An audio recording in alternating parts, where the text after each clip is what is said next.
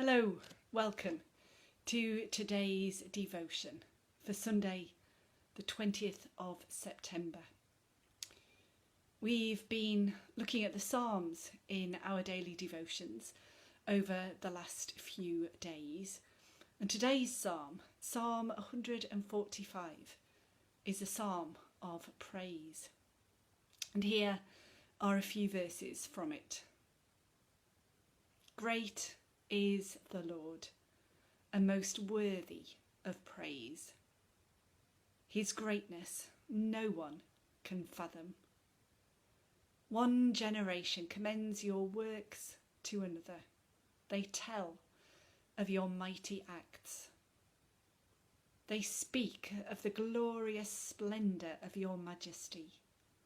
And I will meditate on your wonderful works. They tell of the power of your awesome works, and I will proclaim your great deeds. They celebrate your abundant goodness and joyfully sing of your righteousness. The Lord is gracious and compassionate, slow to anger, and rich in love. The Lord is good to all. He has compassion on all he has made. Thanks be to God for his word to us today. Picking up that theme in the last line, God has compassion on all that God has made, which is a wonderfully reassuring line, that God has compassion on all that God has made, and that includes me. God has compassion on me, and that's great. That also means that God has compassion on everyone else too. Everyone? Absolutely everyone? Maybe that's not quite so great. I'm sure we can all think of somebody who we don't think is much deserving of God's compassion. Today's Gospel reading demonstrates in a very challenging parable that God has compassion on everybody. God has no favourites. It's the story from Matthew's Gospel, the parable that Jesus tells about the workers in the vineyard, when the workers who've only worked for the last hour of the day are paid the same amount as those who have been working since early in the morning. It's the story of a landowner who goes out early in the morning to hire workers for their vineyard.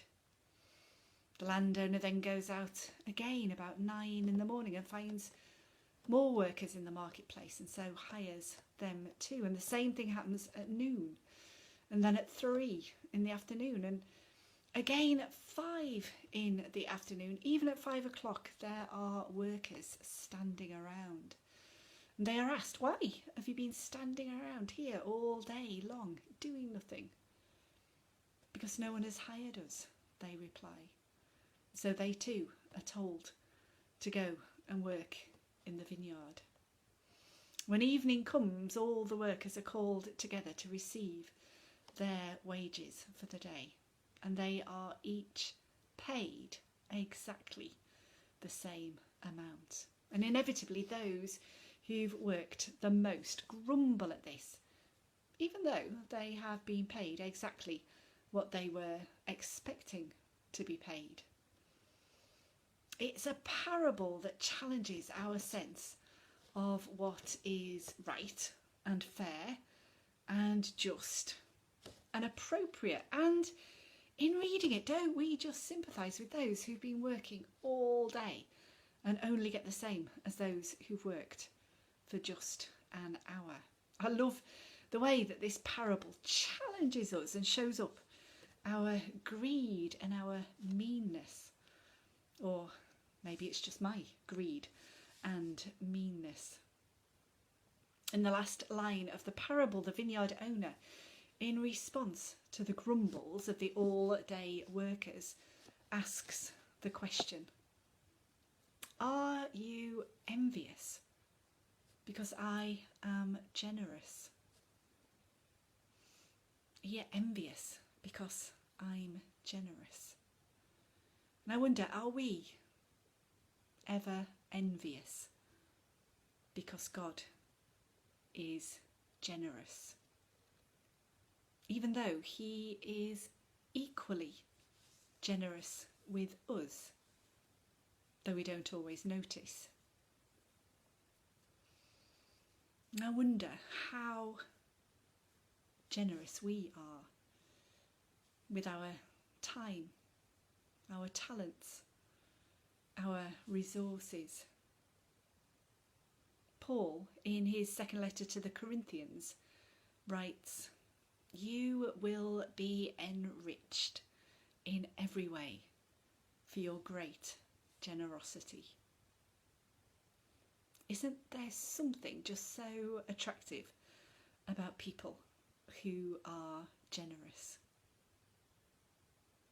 Perhaps because in their being generous, they are being Christ-like. Perhaps we could each spend a moment today reflecting on the ways in which we could be generous. And then let us resolve to do it. Have a lovely Sunday. God bless.